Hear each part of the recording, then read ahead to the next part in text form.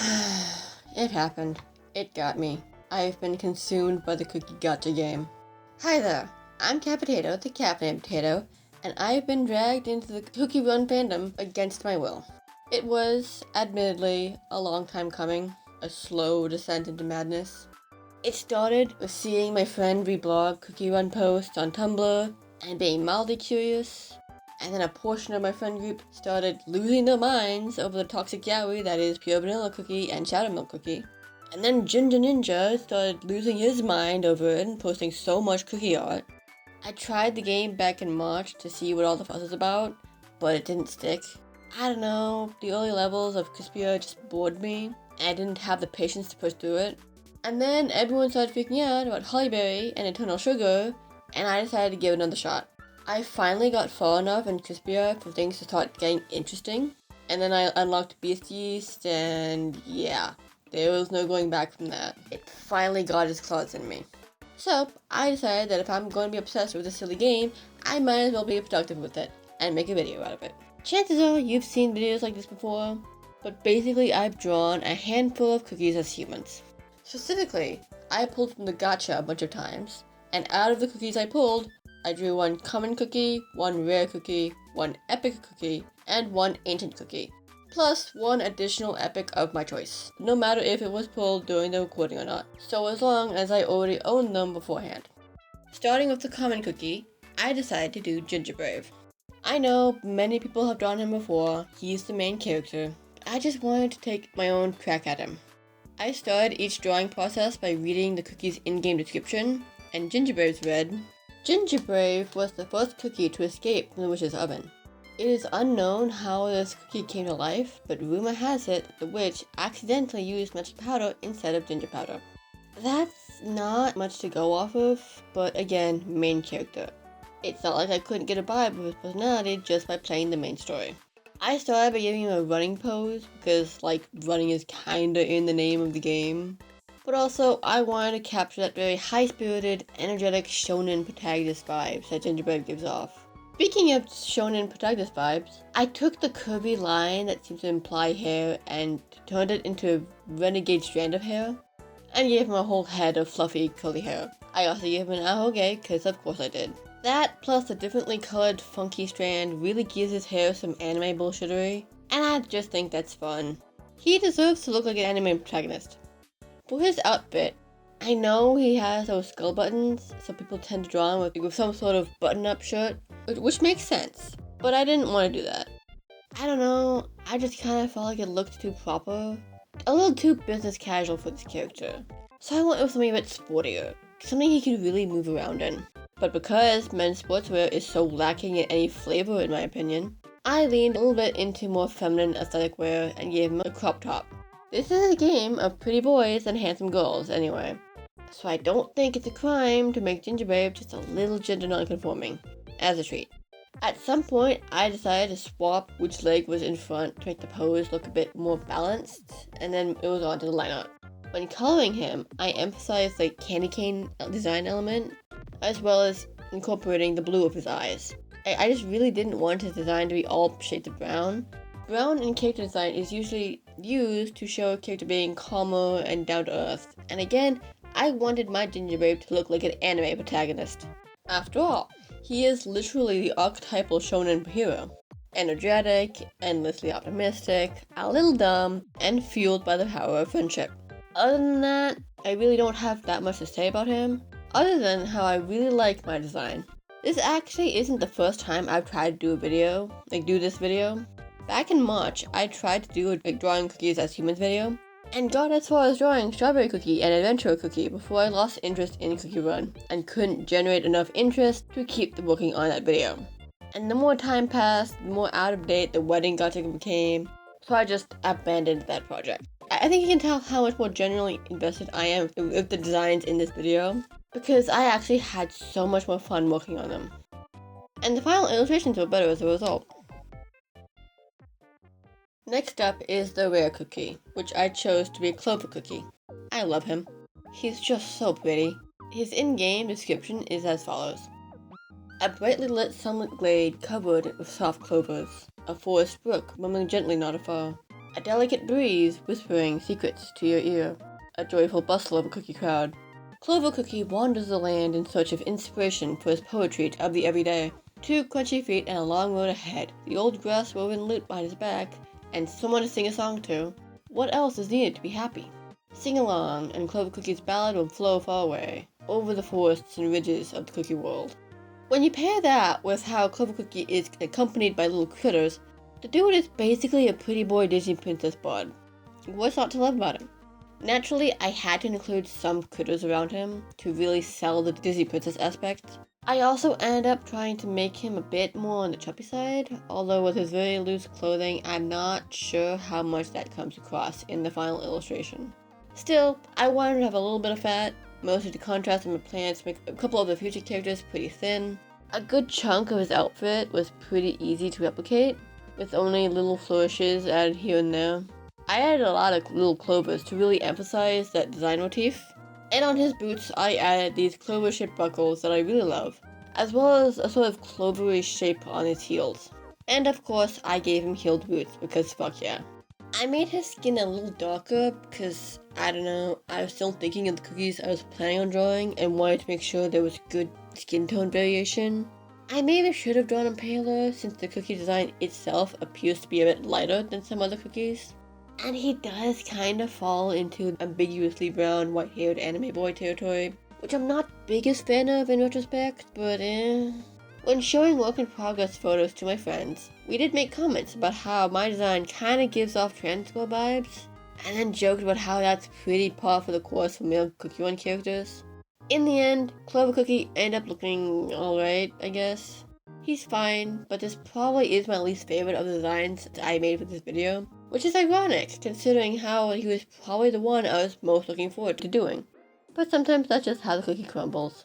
Wow, that phrase has much darker implications in this context. We're just gonna move on now. But before we do, I would like to real quick ask you to hit the like if you enjoyed this video thus far, and maybe consider leaving a comment. Depending on how well this video does, and how long my cookie obsession lasts, I may consider making this a series. It'd be neat to get through all the ancients, and maybe even draw their awakened forms and the beasts. But that is a big commitment, and I make no promises. Blah blah blah, YouTube words, engagement. Moving on to the pulled epic, we have Sugarfly Cookie. When I recorded the gacha footage, I was still working my way through the first couple episodes of Beast, but as soon as it let me choose which ancient beast pairing I wanted to do, of course I chose Hollyberry and Eternal Sugar. Because I figured that could give me some good insight into both Sugarfly and Hollyberry's characters, and give me inspiration that I could use when drawing them. And oh, how right I was. To read off Sugarfly's description, everyone is welcome in the Garden of Delights. Among those who sought their happiness in this paradise on Earthbread is a cookie who smiles, looking at her wings that glisten brightly in the rays of the never-setting sun. Hailing from a land beyond the veil of fog, Sugarfly Cookie too found her joy in this place. Since then, she has dedicated herself to delivering happiness to all the beings less fortunate, comforting the sorrowful and healing the pained with a word and a touch as delicate as her beauty. But why does she work so hard in a place without hardship? Sugarfly Cookie answers gently. There is nothing I wouldn't do to repay Eternal Sugar Cookie's boundless kindness. But of course, that only scratches the surface of what makes Sugarfly so interesting. When drawing her, I made her very slim, since that's often how fairies are depicted, but also because she starts the story of fully embracing sloth, and I didn't want to equate sloth with fatness in my design. Me and my friends kinda came up with this headcanon that the food in Eternal Sugar's garden is deceptively fulfilling. Like, it makes you feel full, but isn't actually nourishing, so you end up under-eating. I also used the fact that Sugarfly is a fairy because of her, like, fae-like ears, because I just think pointy ears are fun. I also gave her leotard a few ruffles near the bottom, purely to add a bit more visual interest, but I also really emphasized making her look very bottom-heavy, like, to make her look like she's being weighed down. Because what's so interesting about Sugarfly is how subtly fucked up her situation is. You see, when she came to Eternal Sugar Cookie, she wanted her dull wings to be prettier. So Eternal Sugar Cookie covered her wings in sugar, which made them glimmery but took away her ability to fly. And Sugarfly was content with this, because she got what she thought she wanted. Of course, over the course of episode 10, She starts to question that decision and ends up siding with the heroes. She breaks her wings free from the sugar, and they end up torn as a result. When drawing her, I mainly lead towards her earlier story bits. I did try and show a faint trace of her wings underneath the sugary coating. I don't know how well that reads, but I did try. I also gave her these wrist bangles and choker that are not part of her original design, but I thought could allude to shackles. But ones that look too ornate, too decorative, too beautiful to be tools of imprisonment. Because that just really fits Eternal Sugar's whole MO. When coloring her, I abused the hell out of SPEEDPAINT's sparkle effect brush to make her as glittery as I possibly could. I just had a blast working on her, and she might be my favorite of the designs, so she is in steep competition with the next cookie I did. Speaking of, the epic cookie of my choosing was espresso cookie. I admit, this decision was made mostly for the brand. I mean, I am the caffeinated potato. I consume coffee, among other caffeinated beverages, all the time. I use this fucker as my profile pic on Cookie Run Kingdom for the brand. How could I not include him in this video? And he has a cool design that I thought would be fun to do. And yeah, I was right about that. First things first, his description reads, precise temperature, precise quantity of coffee beans, precise roasting time. Everything must be in a precise, impeccably precise order for the plan to work. Always busy, always on the go. This is the lifestyle of espresso cooking. Despite being frequently mistaken for a black mage, yes, sometimes things burn and smoke. Espresso cookie can't afford to waste a second on meaningless explanations. Night after night, this pioneer of magic works on perfecting his grind and brew. Isn't that too much coffee, one might wonder? Well, at least there's always the delightful coffee fragrance in the air. First thing I knew I wanted to do with him was make him black. And I don't just mean dark-skinned, but with actual black features, including coily hair, large full lips, and a more flat nose bridge. In the past year or so, I've really been trying to push myself out of my very white comfort zone and draw more characters that encapsulate the wider scope of people that exist. I am by no means perfect, but I am trying. And the only way to improve is by trying and putting in the effort. Also, black hair tends to get treated as being messy, untidy, unprofessional by white beauty standards, and I think that sucks. So, I wanted to have this very neat and precise character wear his black curls proudly. I also gave him a little bit of facial hair. That's another thing I've been trying to improve at drawing. I used coffee beans as a design motif basically wherever I could. And I also didn't draw the other half of his glasses over his hair, because while that works in a very cartoony style like Cookie Run's, in a comparatively more realistic style like mine, it just makes no sense. This drawing was just pure self-indulgence for me, to be honest. The dark academia-esque style, while not necessarily something I'm particularly drawn to all the time, is close enough to the Victorian steampunk style I've always loved and used for my comic project to be super fun and in my comfort zone. And on the subject of self-indulgence, I drew the magic coffee beans because the other drawings have been painfully lacking in special effects, and I wanted to rectify that. Coloring was a bit tricky because there were so many dark tones, but I think it worked out okay. I don't really have much more to say about him. Espresso Cookie just felt like a nice breath of fresh air. I don't know, maybe it was just the Artfight prep catching up to me, and getting the penultimate cookie done on schedule was just one more weight off my back. I do think he turned out super good though. I really wanted him to just exude confidence and sass. And speaking of confidence, last but certainly not least is the woman of the hour, Holly Berry Cookie. Her description reads, what else could result in such overwhelming passion if not the reddest of hollyberries, ripened under the hottest summer sunlight? Holly Berry Cookie believes that any friendship, like any victory, should be triumphant. After all, there is nothing in the world as hard as trust. Not even the all-enduring Hollyberry shield with which she swore to protect her beloved ones. It is said that Holly Berry Cookie, leading a charge into the battlefield, is the most inspiring view. A view that inspires to repay with trust to those who put trust in you. At first, I wasn't sure if I wanted to draw Holly Berry's regular design or her awakened form. I can't remember whether I even had her awakened form when I did the gotcha pulls, but I know I had it when I drew Holly Berry. Ultimately, I decided to just go with regular design, since that felt more fitting for my first time drawing her. Once I actually got started, I knew right from the get-go that I wanted Holly Berry to just be an absolute unit of a lady. fat, muscular, and tall, because she just has such a boisterous and commanding presence, so making her any smaller just wouldn't feel right. And I wanted her to look confident and happy, because she deserves it. Also, another note, I wanted her to look a bit older. I know, she's immortal or something, but like, that doesn't mean she has to look eternally useful. I mean, she's literally a grandmother. I think it's reasonable to make her look a little on the older side. Besides, aging is so demonized in female beauty standards. I think it's so dumb because everyone gets older, and older people aren't ugly. That being said, I didn't even make her look that old.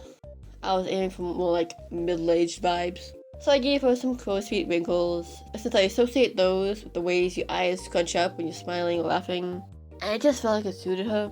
I also did some wrinkles by her mouth, and gave her some gray hair. Again, drawing wrinkles and older people in general is something that I'm working to improve on, and so that desire for practice was part of the reason why I wanted to draw her looking older.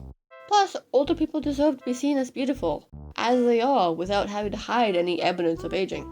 I don't have too much to say about Halle Berry, other than that I did really enjoy playing her beastiest episodes. My friend recommended I play using the Korean dub, so I can have the full voice acting, so that's what I did. Of course, I had plenty of juicy stamina jellies stocked up to breeze through the first couple of episodes, but once I got the option to start episode 9, I soon ran out, and had to suffer through waiting for them to refill so I could continue the story. But while I don't have that much to say about my Halle Berry cookie design, my friends certainly did. The NB lesbian monkey hollowing in the Discord server was certainly very entertaining to watch. In the end, I do really like what I drew, even if I maybe got a bit sloppy near the end. I drew this the day before an Artfight started, and I was really feeling the prep fatigue. Maybe not the smartest idea on my part, cramming in a bunch of art and potentially speedrunning burnout, but I just really wanted to be able to have all the cookie speed paints completed before Artfight started, so I wouldn't have to draw them during Artfight. I do really hope you enjoyed this video. If you're watching this video in the month of posting it, then I am in the throes of a fierce battle, fighting for the love of OCs and the glory of Team Crystals and Artfight. If you like my art, please consider subscribing to get notified when I post more art, or checking out some of my other videos. My non-fandom related stuff doesn't get nearly as much attention as my fandom stuff, which is to be expected, I guess, but it makes me super happy when those videos surrounding my characters get more attention. And again, I might design more human cookies in the future, if the brain rot stays strong. But I digress. I hope you have a good day, and I'll see you next time.